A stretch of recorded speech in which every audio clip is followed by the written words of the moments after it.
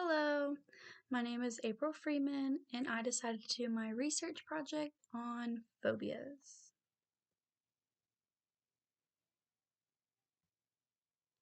What is a phobia? A phobia is a irrational fear of something that is most likely not going to cause you any harm. So you can think of it as it being all in your head, but it doesn't seem like that. And in Greek, I found out that the word actually means the fear of horror. A phobia is a special variety of neurotic fear, like I said, all in your head. It's being questioned if phobias are a manifestation of hysteria, and it's also a defense against severe anxiety. So what I read, the author said to think of it as two anxieties fighting against each other, only the phobia is stronger. So it makes you even more afraid and anxious about what you're being scared of. Now, I just have a couple different goals for my presentation, which are to simply bring light to what phobias actually are and how many different things people fear daily. I found it interesting to research this topic only because not many people realize how many different types of phobias there are.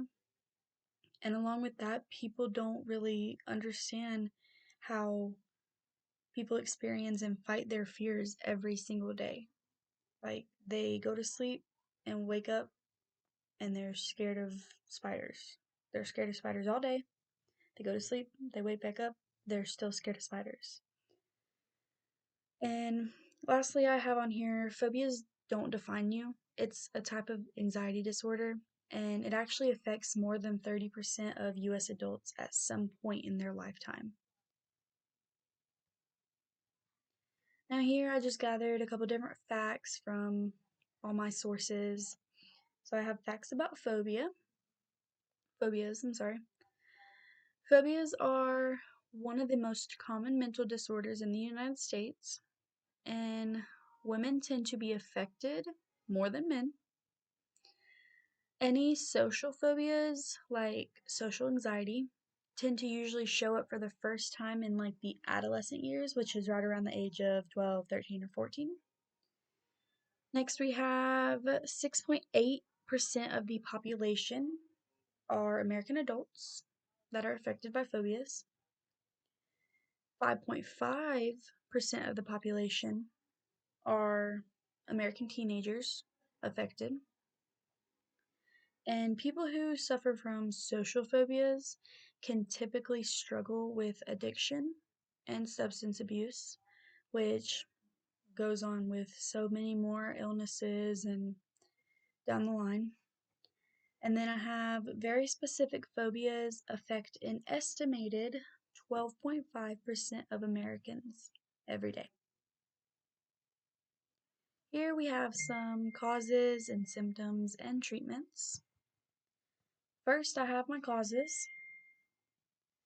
Traumatic events can easily cause phobias, along with any overly stressful events. And this is something that I found very, very interesting. Children can sometimes, quote, learn about and then adapt to the same phobia as a parent or family member. So you see them scared of spiders. You're going to either grow up or learn to adapt to be scared of spiders. Next, we have treatments. There is no single treatment for every person. A treatment for a phobia needs to be highly tailored to the person and the phobia they are suffering from. Medications can also be given to help reduce symptoms people may be having, but there is also, just like no single treatment, there is no single medication that can be given to cure a phobia. Now, some examples of drugs used to relieve these symptoms include beta blockers and antidepressants. Finally, we have a person may also go through therapy. That's another form of treatment. They can go through cognitive behavioral therapy or exposure therapy. And lastly, we have our symptoms.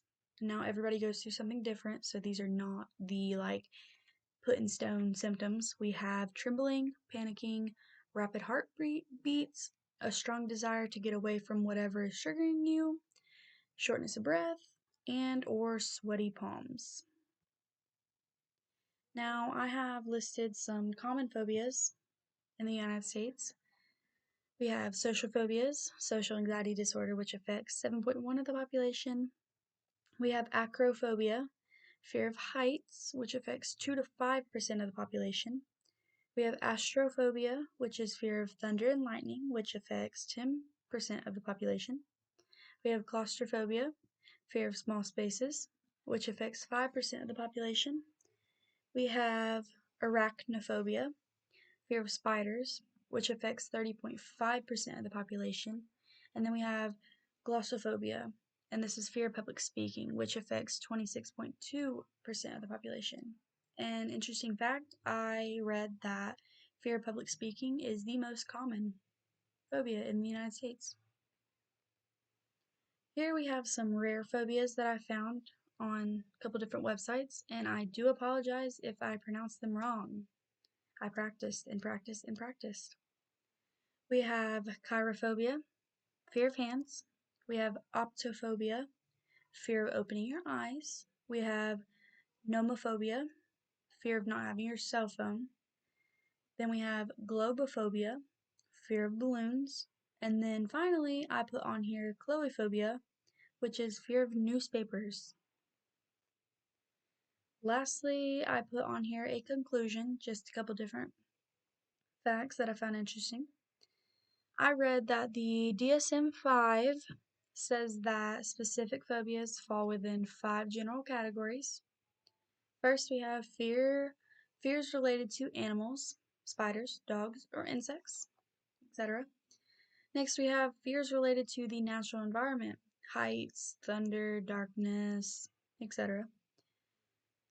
Next, we have fears related to blood, injury, or medical issues. This could be injections, broken bones, falling, or seeing somebody fall. Lastly, we have fears related to specific situations. This could be flying an airplane, riding an elevator, or driving. Alright, next I put on here that there is no official list of phobias.